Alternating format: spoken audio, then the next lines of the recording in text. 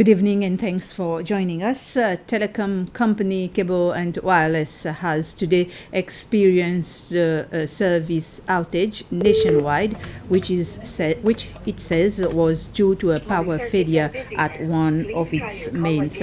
Among the services interrupted were data, voice calls, landlines, and IPTV services. Cable and Wireless says it has now restored those services.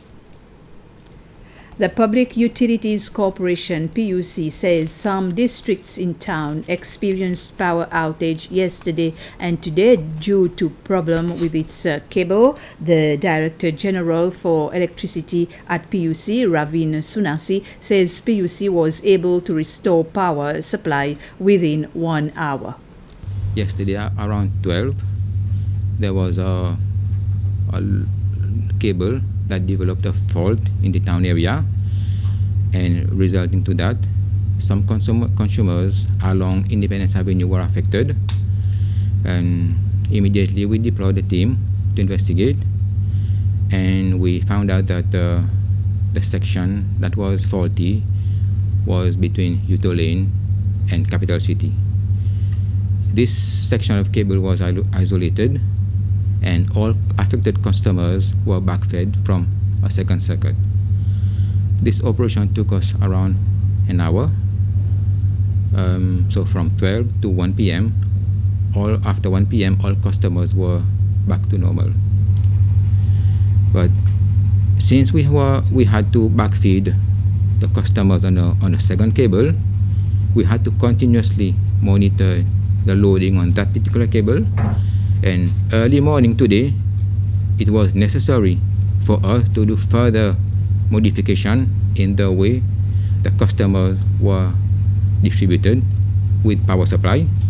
So while doing the switching to further improve how load is distributed, there was another power failure, and then since we were already on site, power supply was restored within half an hour. The police and other agencies are removing fruit vendors along the road at Côte d'Or and la Zone Pralin who have not registered their business. Registering their business means they are up to standards according to regulations, and that is the main concern of the authorities. The vendors were warned when relevant agencies explained to them the proper procedures before actions were taken, but only few of them went on to register, and now those not registered are being removed. The police said they will continue to patrol these areas to make sure the unregistered vendors do not return.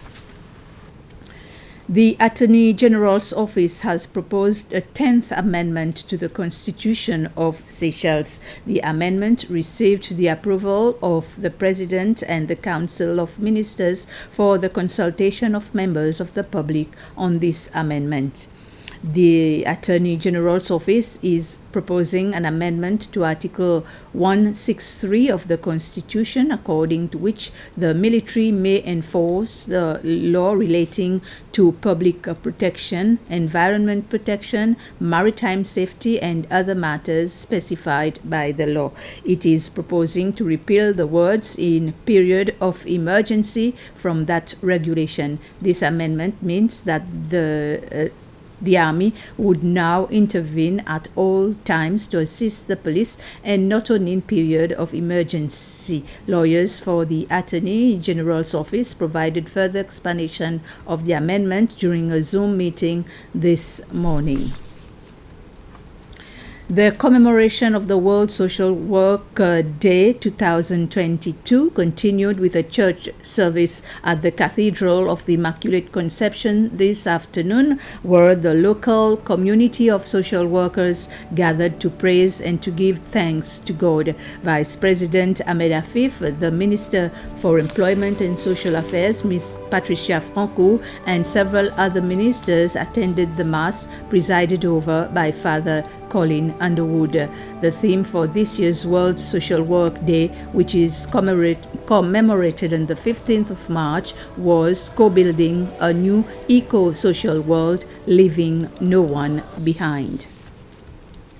Victims of the recent cyclones which recently hit Madagascar will soon benefit from a fresh donation from the Red Cross Society of Seychelles. The donation will comprise largely of clothes, essential commodities, such as canned tuna and water, amongst others. This morning, some officials of the Seychelles Defense Forces, under the guidance of the chaplain Deacon Louis Agatin, were sorting out clothes at the Red Cross headquarters at Providence for the donation. A Coast Guard vessel, which will be on regional mission in the region early in April, will deliver the goods to the Red Cross Society of Madagascar. People who would like to contribute more essential goods other than clothes towards the cause have until the 5th of April to leave their donations at the headquarters of the Red Cross Society of Seychelles at Providence. We've come to the end of this news summary. Thank you for watching. Good evening.